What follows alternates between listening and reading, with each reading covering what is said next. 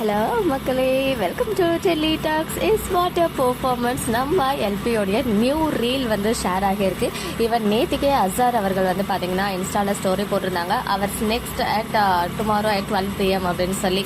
இதுக்கு முன்னாடி அவங்க பண்ண அந்த ஒரு சேடான ஒரு ரீல் இருந்துச்சு, அதுவுமே வந்து செம்ம ட்ரெண்டிங் ஆச்சு. அதில் நம்ம எல்பி வந்து ரொம்ப எமோஷ்னலாக அந்த டைரியை படித்து அழற மாதிரி ரொம்ப பியூட்டிஃபுல்லாக பெர்ஃபார்ம் பண்ணியிருப்பாங்க.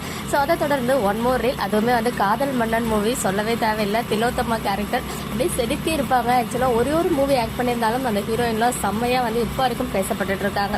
ஸோ அதில் வந்து ரொம்ப பாப்புலரான ஒரு சீனை தான் ரீக்ரியேட் பண்ணியிருந்தாங்க. நாளைக்கு காலையில் நான் நாளைக்கு ஃபுல்லாக நான் கால் பண்ணும்போது ஹலோன்னு சொல்கிறதுக்கு பதிலாக சிவான்னு சொல்லணும், அப்படி இல்லைன்னா நான் எப்போ வேணாலும் நான் வந்து பார்ப்பேன், அதை தடுக்க முடியாது அப்படின்னு சொல்லி.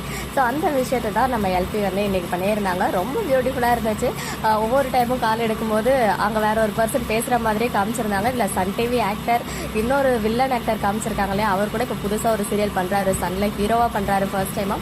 ஸோ அவர் வந்து முறைக்கிற மாதிரி ஃபைனலி அவர் கால் பண்ணும்போது சிவான்னு சொல்கிறதுக்கு பதிலாக ஹலோ அப்படின்னு சொல்லிடுறாங்க. லாஸ்ட்டாக ஒரு குட்டி ஸ்மைல், அதில் வந்து அவங்களுடைய லவ் வந்து எக்ஸ்பிரஸ் பண்ணுற மாதிரி இருக்கும் இல்லையா. ஸோ அந்த விஷயத்தையும் எல்பி சூப்பராக எக்ஸ்பிரஸ் பண்ணியிருந்தாங்க.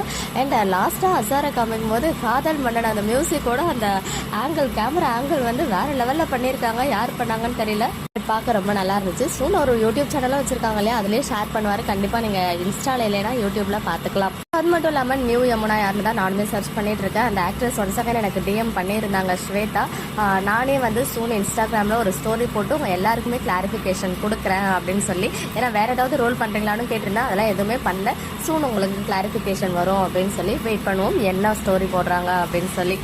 ஓகே மக்களே, நெக்ஸ்ட் வீடியோவில் வெயிட் பண்ணுறேன். எக்ஸ்க்ளூசிவ் அப்டேட்ஸ்க்கு மறக்காம நம்ம யூடியூப் சேனலை சப்ஸ்கிரைப் பண்ணிக்கோங்க.